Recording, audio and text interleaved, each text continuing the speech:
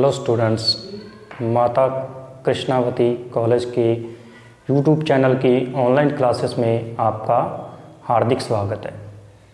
हमने पिछली कक्षा में इतिहास के सामान्य जानकारी के बारे में अध्ययन किया था। आज अपने जो सिलेबस के अंतर्गत भारतीय इतिहास के बारे में अध्ययन करेंगे।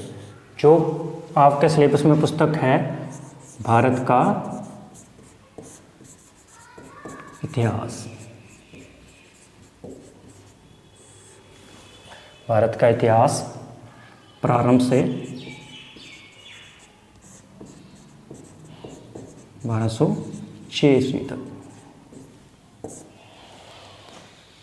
इसके अंतर्गत जो आपके फर्स्ट यूनिट है, फर्स्ट यूनिट में एक तो है भारतीय इतिहास पर भूगोल का प्रभाव। भारतीय इतिहास पर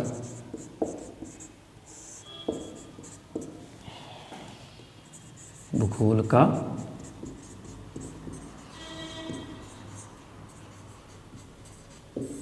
प्रभाव। फिर आएगा पुरातात्विक स्रोत,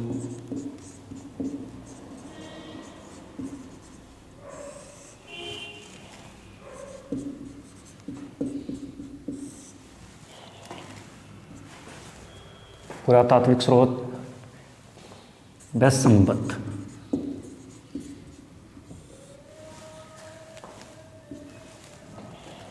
फिर आएगा सिंधु सरस्वती, सिंधु सरस्वती सभ्यता।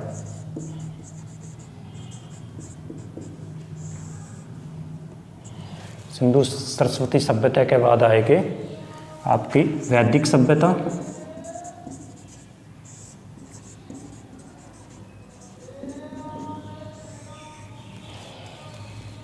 व उत्तर वैदिक सभ्यता,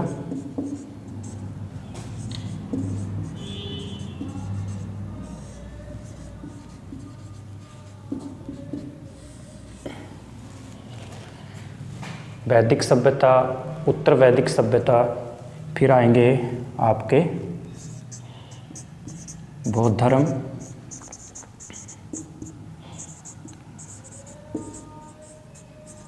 जैन धर्म, बौद्ध धर्म, जैन धर्म और आपके महाजनपद।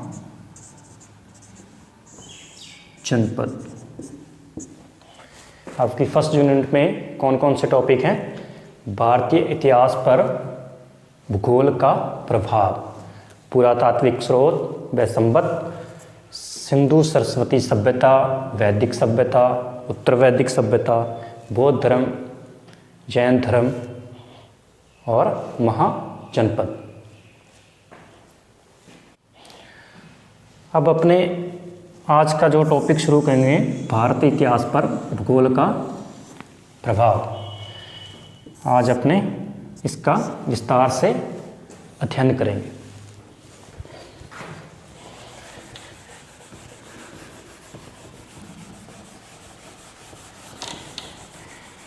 भारतीय इतिहास पर भूगोल का बहुत ही अधिक प्रभाव है, क्योंकि आज जो अपने इतिहास पढ़ते हैं, कहीं ना कहीं भूगोल का बहुत ही महत्वपूर्ण स्थान है। क्योंकि बिना भूगोल के इतिहास बन ही नहीं सकता, क्योंकि सबसे पहले भौगोलिक परिस्थितियाँ ही आती हैं, फिर इतिहास बनता है।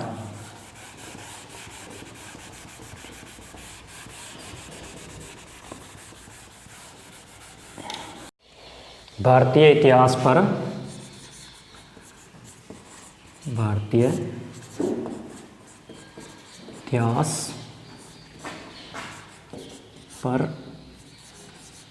भूगोल का प्रभाव।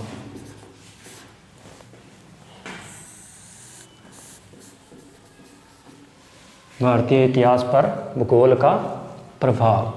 यदि अपने भारतीय इतिहास पर भूगोल के प्रभाव के अध्ययन की बात करें तो जगत और जीव की बात की गई है। किसकी बात की गई है? जगत और जीव की। कहते हैं कि ये दोनों ही अनुपम कृतियां हैं। क्या हैं? दोनों ही अनुपम कृतियां हैं। जगत साधन है, जीव क्या है? साध्य है। ऐसा माना जाता है कि विधाता ने जगत की जो संरचना की है, जगत की संरचना, जगत की संरचना जीव के क्रियाकलाप के लिए की है। किसके लिए की है? जीव के क्रियाकलाप।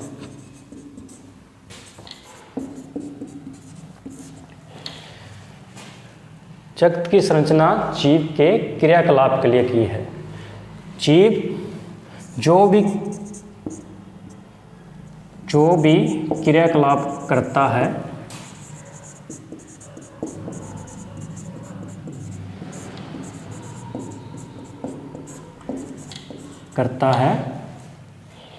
वह इतिहास कहलाता है। क्या कहलाता है? इतिहास कहलाता है। और जिस भूमि पर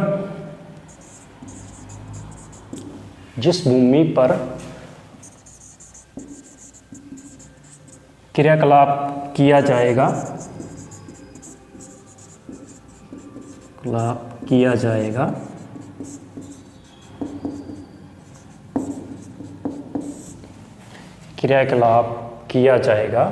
वह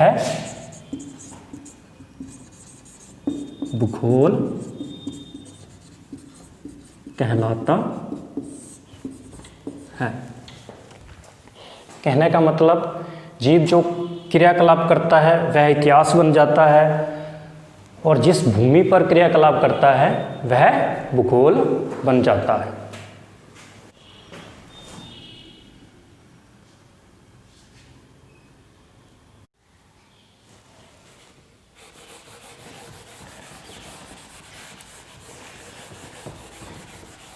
इतिहास और भूगोल में घनिष्ठ संबंध है।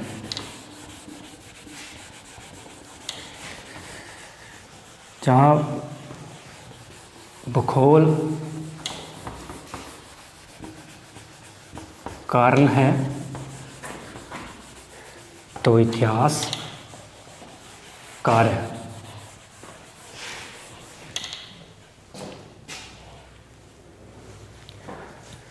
अतः इतिहास और भूगोल में घनिष्ठ संबंध है।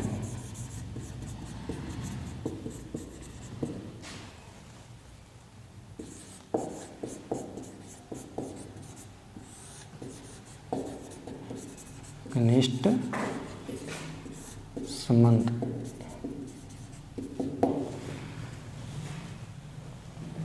भूगोल एवं इतिहास में घनिष्ठ संबंध है। भूगोल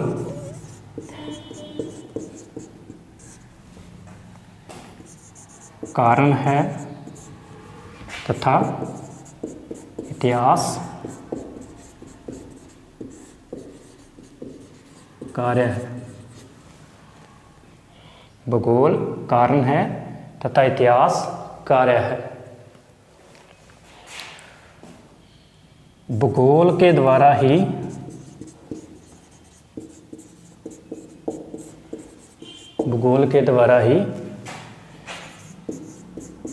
इतिहास की उत्पत्ति हुई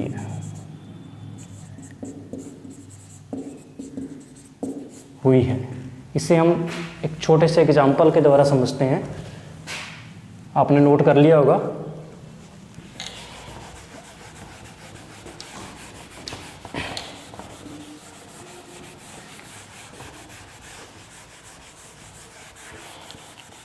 इसे एक बहुत ही अच्छे एग्जाम्पल के द्वारा समझाया गया है। जैसे ये एक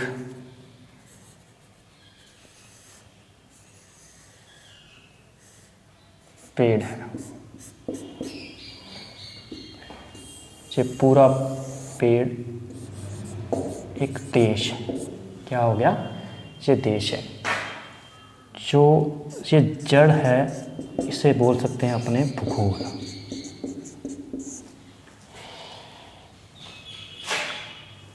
और इस पर जो फल लगते हैं, फल मतलब इतिहास। देखिए आप, ये एक वृक्ष है और वृक्ष पूरा क्या है?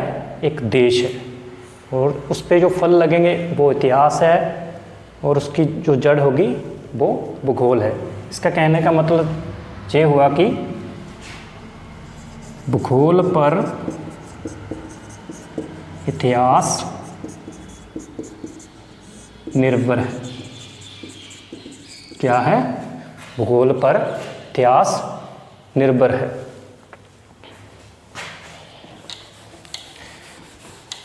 उसी प्रकार इतिहास भूगोल पर निर्भर है, जैसे नीर और मीन। क्या? जैसे नीर और मीन, नीर व मीन। इसका मतलब नीर का क्या होता है? पानी, और मीन का मतलब मछली। नीर और मीन यानी कि पानी और मछली। क्या पानी के बिना मछली जिंदा रह सकती है? नहीं रह सकती ना। उसकी उत्पत्ति, स्वरूप, उसका विकास, जहाँ तक कि उसका जीवन पूरी तरह पानी पर निर्भर होता है। इसी प्रकार एक देश का भी जो इतिहास होता है वो पूरा उत्पत्ति, स्वरूप, विकास, अस्तित्व भौगोलिक परिस्थितियों पर निर्भर होता है। प्रत्येक देश का निवासियों का रहन सहन, वेशभूषा, क्रियाकलाप, सामाजिक एवं आर्थिक स्थितियों को वहाँ की भौगोलिक परिस्थितियाँ ही नियंत्रित करती है। यही कारण है कि नील, तजला, फरात, सिंधु एवं चांगथंगी नदियों की घाटियों में उच्च कोटि की सभ्यता का निर्माण हो सका। कौन कौन सी?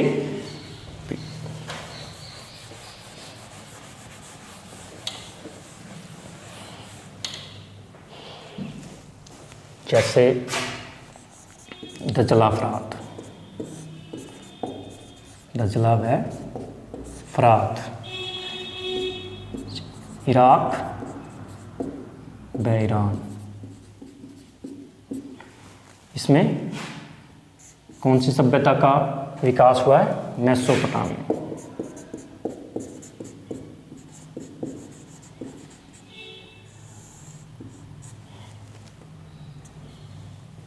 और चांगथंगी कौन सी सभ्यता का विकास हुआ है इस पर? चीनी सभ्यता, चीन सभ्यता।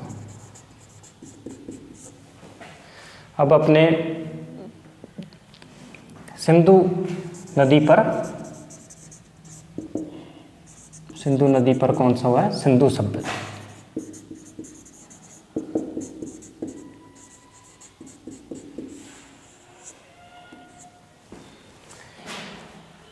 तो इन सभ्यताओं में नगरों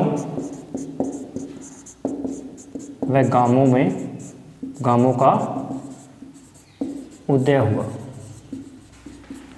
इन शब्दों में तो नगरों और गांवों का उदय होता है, लेकिन दूसरी तरफ अपने बात करते हैं कांगो व जायरे। कांगो व जायरे, इन नदियों के पास में घने जंगल होने के कारण यहाँ पर सभ्यता का विकास नहीं हो पाता है। इसी प्रकार पठार, पर्वतीय रेगिस्तान, उनमें भी सभ्यताओं का विकास नहीं हो पाता है।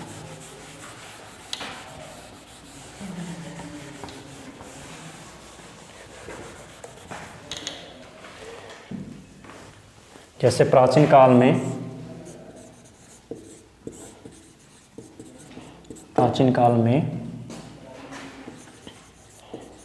कीट व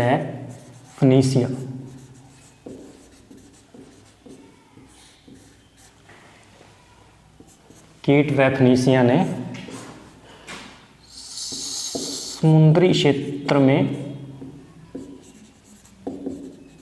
में सर्वाधिक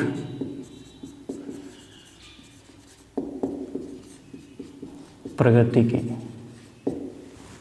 क्योंकि वहाँ पर उसके समुद्री क्षेत्र भौगोलिक परिस्थितियाँ ऐसी हैं कि समुद्र के कारण ही उसकी अत्यधिक प्रगति हुई है। जैसे कि जर्मनी में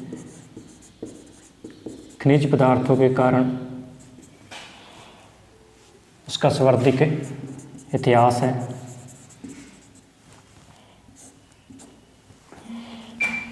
जापान व ब्रिटेन नाभिक क्षेत्र में,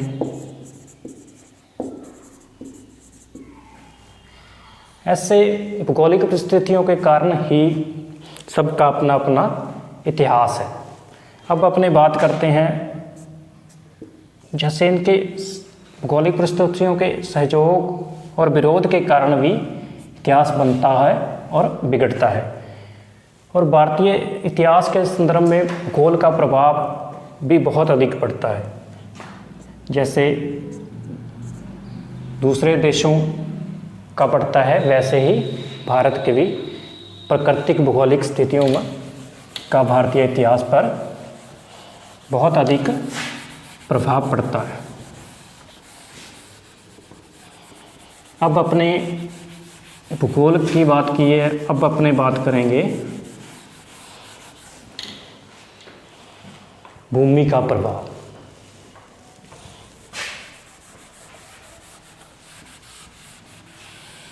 किसका प्रभाव? भूमि का प्रभाव।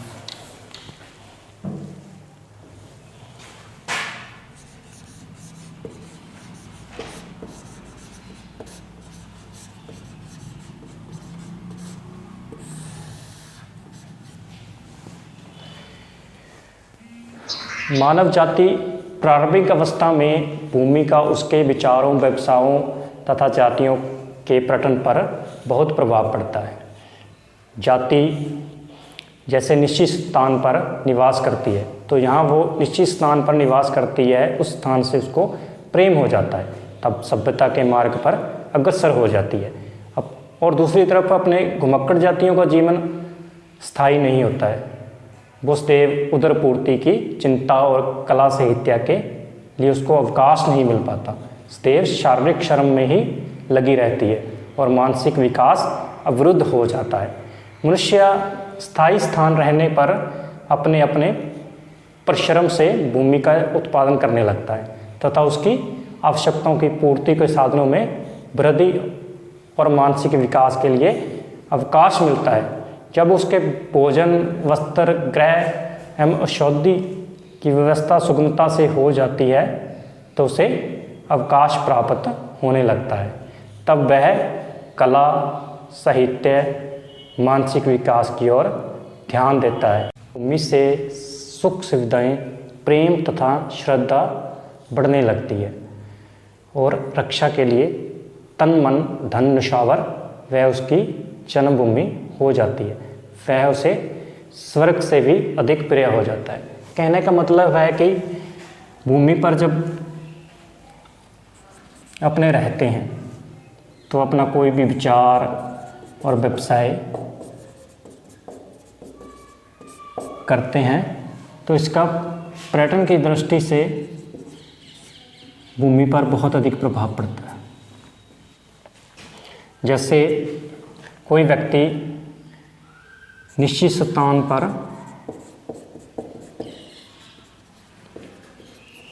रहता है तो उस स्थान पर उसको प्रेम हो जाता है। स्थान पर क्या हो जाता है? प्रेम हो जाता है। तो वह सभ्यता बन जाती है। क्या बन जाती है? सभ्यता बन जाती है। जब कोई व्यक्ति एक निश्चित स्थान पर रहता है तो उस स्थान पर उस व्यक्ति को प्रेम हो जाता है। जब उस स्थान पर लगातार वो रहता है तो वह एक सभ्यता का निर्माण करता है। वहीं अपने दूसरी तरफ देखें, जैसे घुमक्कड़ जाति के लोग होते हैं,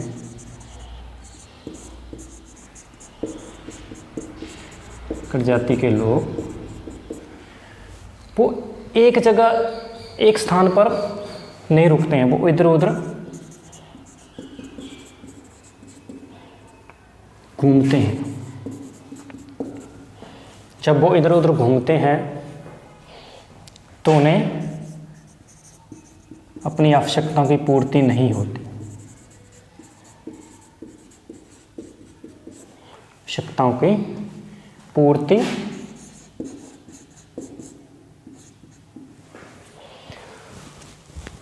क्या नहीं होती है? आवश्यकताओं की पूर्ति नहीं होती है। नहीं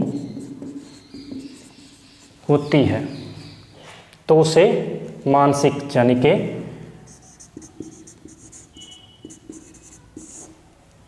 मानसिक विकास के लिए अवकाश नहीं मिल पाता। अवकाश नहीं मिल पाता क्योंकि वह शारीरिक श्रम ही करते रहते हैं, इसलिए उन्हें मानसिक अवकाश नहीं मिल पाता। अब अपने दूसरी तरफ देखें,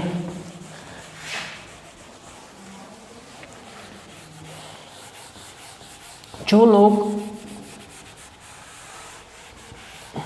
एक निश्चित स्थान पर रहते हैं,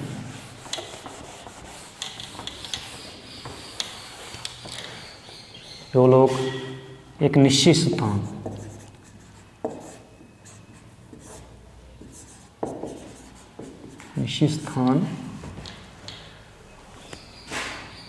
पर रहते हैं,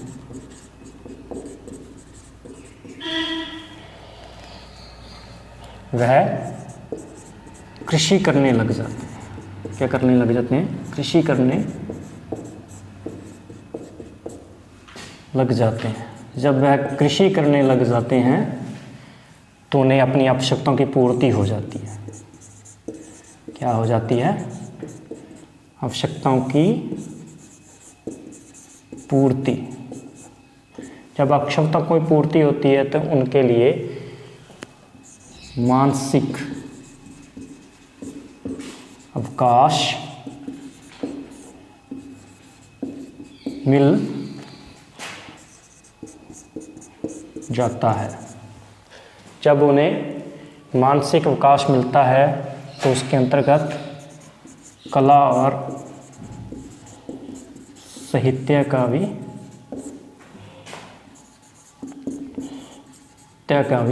विकास होता है। किसका विकास होता है? कला और साहित्य का भी उनमें विकास हो जाता है। जैसे जैसे जब एक स्थान पर उनकी आवश्यकताएं की पूर्ति होने लग जाती है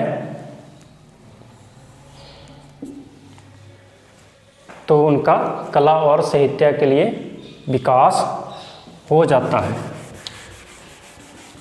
तो इसके लिए जैसे ही वो कृषि से उसकी आवश्यकताओं की पूर्ति होती है तो वह कृषि से स्वर्ग से भी अधिक प्रेम करने लग जाता है। किससे? कृषि का स्वर्ग से अधिक प्रेम। जब अधिक प्रेम करने लग जाता है तो वो कुछ भी, सब कुछ नौशावर करने को तैयार हो जाता है। इसलिए मनुष्य में धीरे धीरे प्राचीन समय से हम देखते आ रहे हैं कि प्रकृति के लिए पूजन भी किया जाता था। क्या किया जाता था? पूजन भी किया जाता था। प्रकृति का पूजन किया जाता था। धीरे धीरे मनुष्य समूह में रहने लगा। जब मनुष्य समूह में रहने लगा तो समागम करने लगा। समागम भी अपनी आवश्यकताओं की पूर्ति के अनुसार करने लगा। पूर्ति के अनुसार जब समागम करता था तो उसके जब मनुष्य के पास धन अधिक हो जाता है तो उसके शत्रु भी पैदा होते हैं। जब शत्रु अपने प्राचीन समय में भी देखा है, जो सम्राट लोग थे वो भी धन की लालसा में कई बार दूसरे राज्य पर आक्रमण करते थे। तो इस तरह से अपने आज की क्लास में भारतीय इतिहास पर भूगोल का प्रभाव और भूमि का प्रभाव पड़ा। तो आज के क्लास के लिए इतना ही। अगली क्लास में एक नए टॉपिक के साथ अध्ययन करेंगे। Thank you.